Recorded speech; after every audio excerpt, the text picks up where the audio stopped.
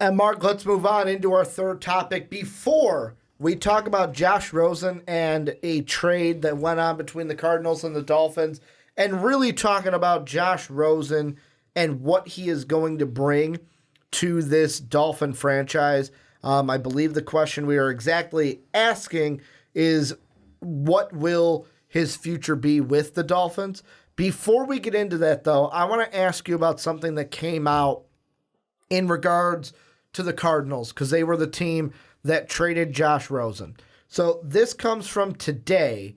Frank Caliendo was, I believe he was on, the Dan Patrick Show, and this is what he said, and I quote from the SI article.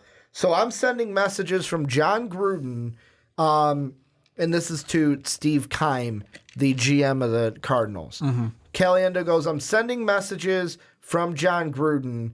I'll tell you what, man. How about you draft Joey Bosa at number 1, and then I'll draft Kyler Murray and number 4, and we'll make a trade. And basically it was then, hey, I'll trade you the 27th overall pick for your second rounder, which was the 33rd overall pick. This is what Keim told Patrick that day. He said, I felt like I did 3 or 4 trades with the Raiders, and I had to call Mike Mayock and realize it wasn't really them. Here's a question I want to ask you, Mark. Mm-hmm. If he's joking, that's fine. Yeah. But I don't think he was. I don't know. It's kind of hard to joke. feel like that's something to where either it's 2 things. 3 things. Either Frank Caliendo's really good at John Gruden, which we know. Which he is. Either John Gruden is such a caricature that even the most outrageous trades seem real. Or number 3, Steve Keim's an idiot. Which one is it? Because I think it was a joke. To me, I'm looking at that and I'm thinking, there's no way you thought that was real, right? Yeah. Right? I'm sitting there saying he probably was like, are you serious? If this is real, then yeah, okay. I mean, if it's a real thing. But I really am not buying that this was a real thing that happened. Okay. Because, to me, I'm already on that Steve Keim's is, I know we got a comment in our Kyler Murray video because Sean said that not only is Keim on the hot seat, but Cliff Kingsbury's on the hot seat, which I don't really agree with because Kingsbury just got the job. Depends on how the offense comes together. Well, Kingsbury could be on the hot seat if Keim gets fired and a new GM comes in. Because then it's like, well, I didn't hire you. You got to prove to me that you're worth keeping around. But I do feel like Keim's on the hot seat, especially after the whole fiasco of the Wilkes hiring and then firing him after a year, because that was just a fiasco in general. But let's get to Josh Rosen. Before we look at the future for the Dolphins, what was your thought in however you heard that Josh Rosen was being traded from the Cardinals to the Dolphins for a second-round pick? My thought was, all right, because when they drafted Kyler Murray, it was confirmation of, all right, they're going to trade Josh Rosen. At some point. And I think there is value to saying, wait and see whose quarterback gets injured. Mm-hmm. Then you trade them this guy, like a Sam Bradford kind of situation, to the Minnesota Vikings, get a first out of them. Mm-hmm. You know, I mean, the amount of stuff and picks and value that the Arizona Cardinals gave up in the whole realm of this for essentially trading Josh Rosen to the Dolphins is insane. When you think about the fact that they had to trade up, they got him. They then were the worst team in the NFL and drafted number 1 overall quarterback anyways, then had to give stuff up to get him off your team. They ruined their own value. And I sit there and I mentioned this many times on podcasts where they really were shooting themselves in the foot with this whole thing because they were telling the entire world, Josh Rosen is a terrible quarterback. You don't want him. We were willing to invest a lot to get him, and we think he is bad, and now we want to get another quarterback and pass up a possibly generational defensive end. Anyways, so to me, they devalued him so much where they had a choice. One was stick around and hope for the best, keep him on the roster, which would have been a terrible idea, or only because of the locker room culture, or just trade him for whatever you can get and be happy with whatever it is. Because honestly, you got a second out of it. That's actually pretty good. I feel like that's pretty good. I was expecting like a third. Well, and the thing that we found funny, Dave and Sean and I, when we were doing the live stream, was as the first round kept progressing, we kept saying, well, if you want that first rounder, like, time's really running out. And then it's like the Redskins pick went, well, who else are you going to trade with? Who's going to want Josh Rosen? Oh, I thought it has was a obvious first it would be rounder the Dolphins. well, no, that had a first rounder because like originally I didn't think it'd be a draft day. That's kind of thing. what the Cardinals wanted was the first round pick, and I even have an article here from the New York Post that I'll just read a little bit of it. It says, while Arizona was closely linked to eventually number 1 pick Kyler Murray for months, the Cardinals waited until draft night to begin looking around for trade options for Rosen, which I'm going to pause right there. If you have the number 1 pick, nobody's ahead of you. If you know you're going to pick Kyler Murray, fucking trade Rosen before the draft They were and get a first round pick. really hoping somebody would trade the world for Kyler Murray, and it didn't happen. And like this year, like there was so much secrecy with everyone to where it's like, you know what? Like we don't have to be super secret with everything, especially when you got the number 1 pick. But it goes on to say their first round pick of the year prior. According to the MMQB, they took calls from the Giants, Washington, and Miami, and shortly after taking Murray, GM Steve Keim gave Rosen's agent, Ryan Williams, permission to help find a destination for him. Keim then asked Williams, this is Doug Williams, I believe, of Washington, if the Patriots might be interested. No, the Ryan Williams. If the Patriots might be interested in Rosen supplementing Tom Brady one day. Williams was stunned. This was the only now on his plate. Keim was seeking a first-round pick for Rosen. The Redskins, for one, laughed at the suggestion at the Cardinals, who harmed their own leverage. That's really bold for somebody who just took a quarterback, a Washington executive said. Keim also suggested he may keep both quarterbacks. If that's their position, then I'll just beat him out, and Kyler can be the backup, Rosen told his agent. So for me, I just look at this and I'm like, really, you shot yourself in the foot. Yeah. Because if you wanted a first-round pick, if that was really the linchpin, I want a first-round pick, you shouldn't have traded Rosen during the draft. You should have kept him this year because you're right. So someone gets hurt. Somebody's going down. Yeah. Like, especially, I mean, I know with, like, the Broncos, they have Drew Lock, but what if Nick Foles goes down?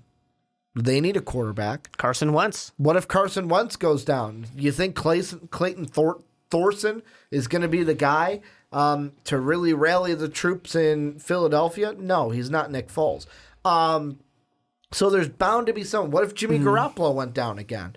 And I'm trying to think of teams that don't have, like, for example, the Broncos would gladly put Drew Lock in that situation because that's why they drafted him, to be the future. Anyways, if you wanted a first-round pick, you had a better option of getting it, even if it was for the 2020 NFL draft. But looking forward, what do you think Rosen's future is going to be in Miami? And if you had to look at your crystal ball, what kind of a career do you think he has with the Dolphins? Well, I first also want to point out just the one more for Keim to be let go as GM is last year. I think it was if I'm looking at it right, $32.5 million to quarterbacks to 3 different quarterbacks, none of which are still on that team. Yeah, a head coach last year who is no longer part of the team. It's just a colossal mess over there in Arizona. For Josh Rosen, I thought that Josh Rosen would be successful in Arizona eventually, not immediately. I thought he would too. Terrible offensive line. He had no help besides Larry Fitzgerald. That's really all he had available to him. The situation isn't that much better because in Miami. Christian Kirk, who they drafted, got injured. Exactly. I know he got injured later in the year, but he got injured. And he was still a rookie. He needed time to kind of get it up too. But plus, when you don't have an offensive line, it doesn't matter what your wide receivers and your are. quarterback can't throw the ball because he's getting sacked in 3 seconds. Yeah, less. So it's not that much better in Miami for him. So there's still time to kind of build that up. He still is on a kind of bad team. But we'll see how that goes. I definitely still think Josh Rosen can be a good quarterback in the NFL.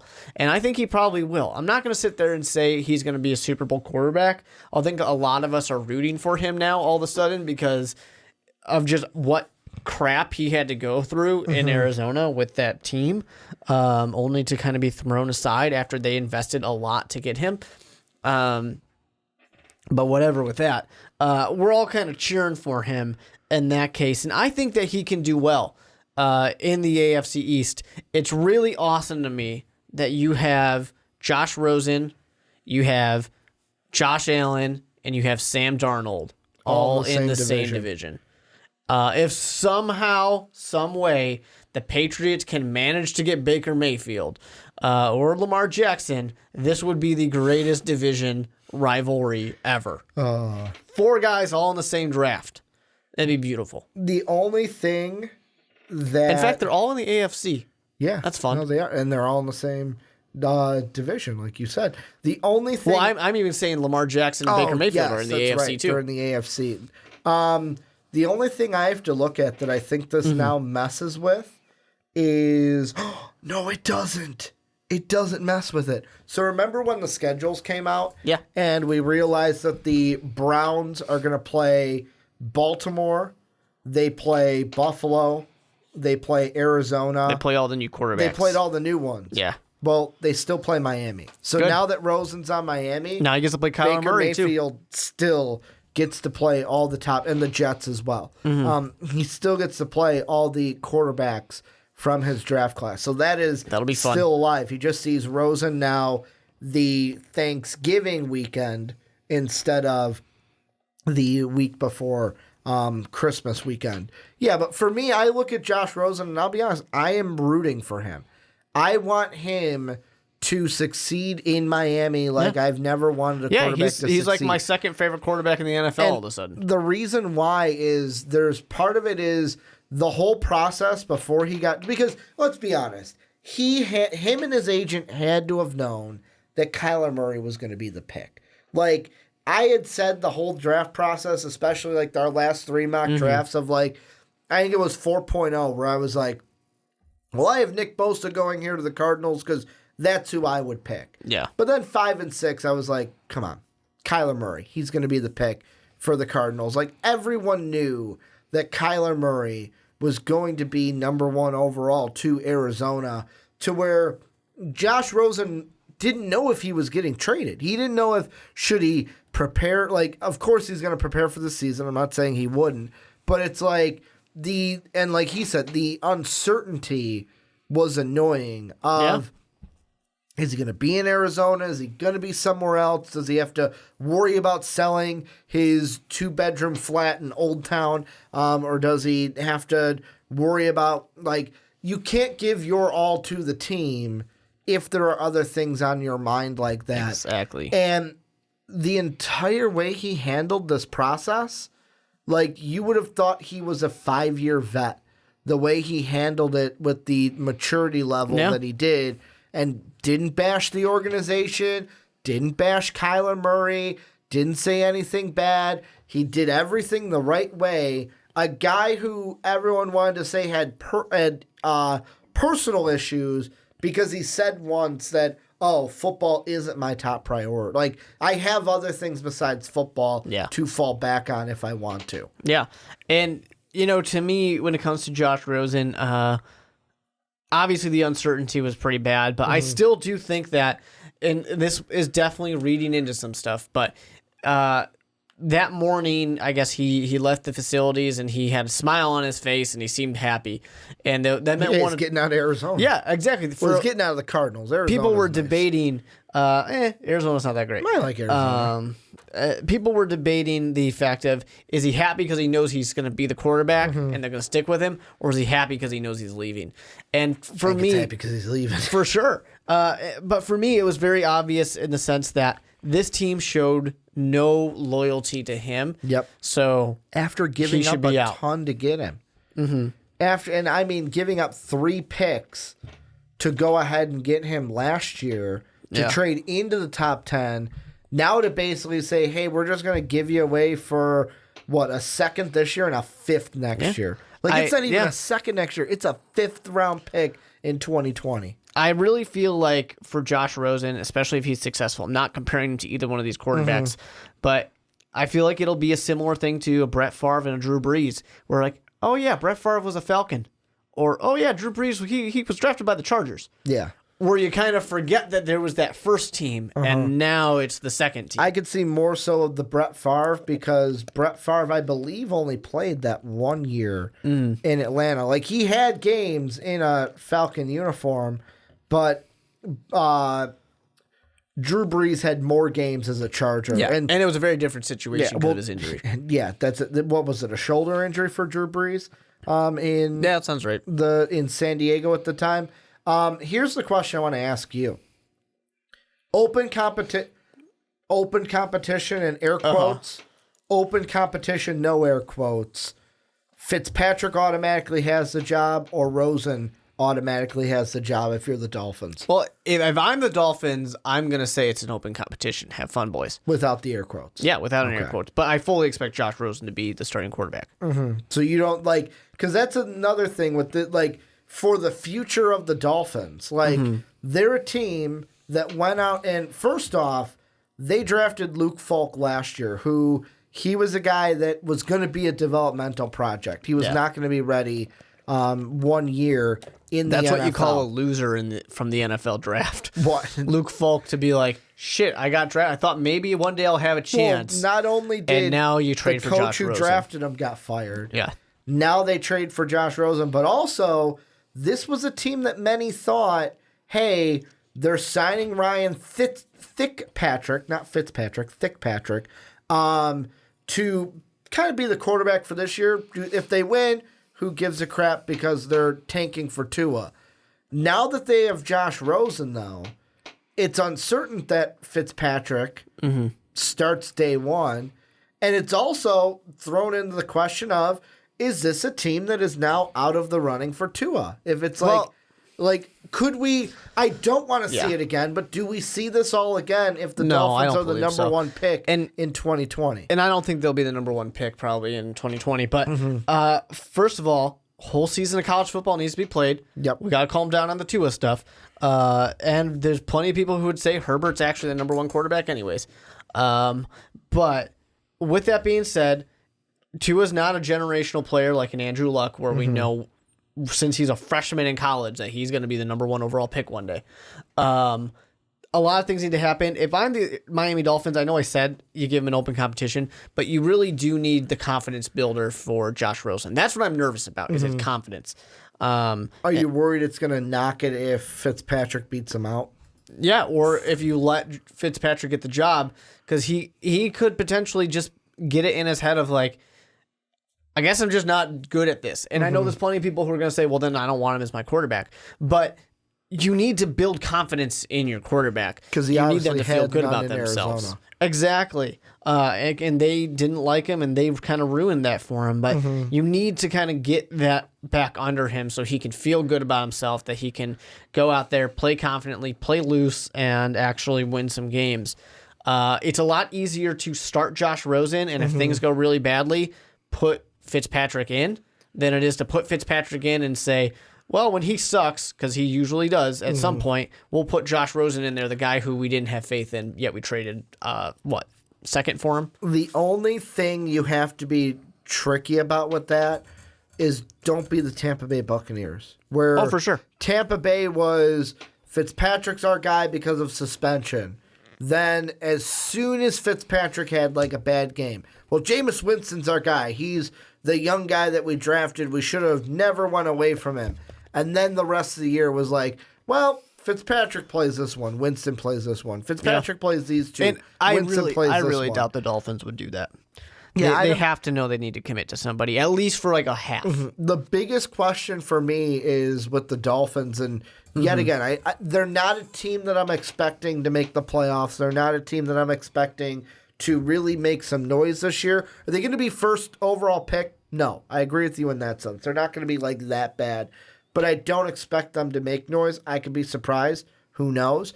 But the one thing I worry about them as a team is I look at their offensive line, and yes, I would say they have a better offensive line than the Cardinals. Yeah. I would say the running backs are not better, but with Josh Rosen, he didn't have David Johnson last year because he was injured. Yep.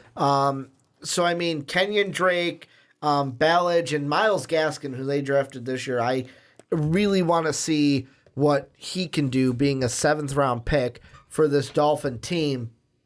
The running backs are nice. They got Gesicki and Dwayne Allen. I know Gesicki was a guy you liked last year in the draft.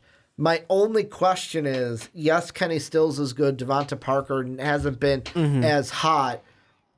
Are we going to look at this team and go, all right, Josh Rosen showed better flashes this year with the Dolphins. Next year's draft is going to become for the Dolphins. Let's get him a target to throw to. I hope it's not just the draft. I hope it's free agency too, because Josh Rosen unfortunately has the potential of being drafted by the worst possible team that could draft him, then being traded to one of the worst situations he could be in, because bad offensive line, no weapons. Even though I think the Miami Dolphins can improve and can get there eventually, but he's got the potential to be on these teams that are just bad situations. Yeah. You want to talk about a guy like Alex Smith who never had a good situation, a guy like Jay Cutler who only very rarely had a good thing going for him. And when Alex Smith had a good situation, got taken away from him. Couldn't get to the big game, had it taken away from him, got traded to the NFC, started winning in a situation we didn't think would be good, and then broke his leg. Yep. So there were bad things going on. You can be in bad situations. Good quarterbacks can be in the wrong place. I hope it's not that way for Josh Rosen. Next year, if you had to look at it, if you had to paint your picture of the Dolphin and Josh Rosen's season, how do you think it plays out in 2019? I think that the Dolphins next year, like a 6-win team, would be what I would expect. But I expect more out of Josh Rosen. Expect him to do a little bit better. I expect that the Miami Dolphins are going to show that they have confidence in him and he is their quarterback. Yeah, I'm gonna say the same thing. Josh Rosen wins the position in the offseason, about 5-6 win season. How my early kind of look at it is Patriots win the division, Jets are 2nd, Dolphins are 3, Bills are 4th. But the Jets, Dolphin, and Bills are kind of close to each other. It's not like any of them are competing with the Patriots or anything.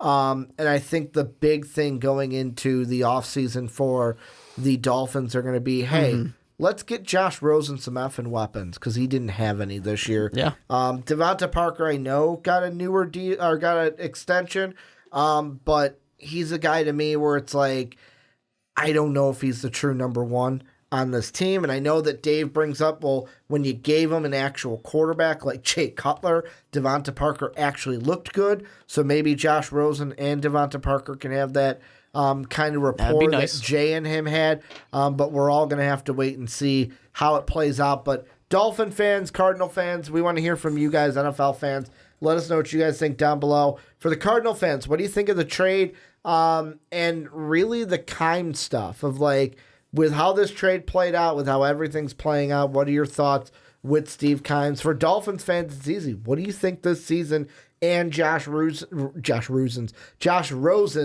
future holds with him in the teal, orange, and white in a Dolphin uniform? Let us know what you guys think down below in that comment section.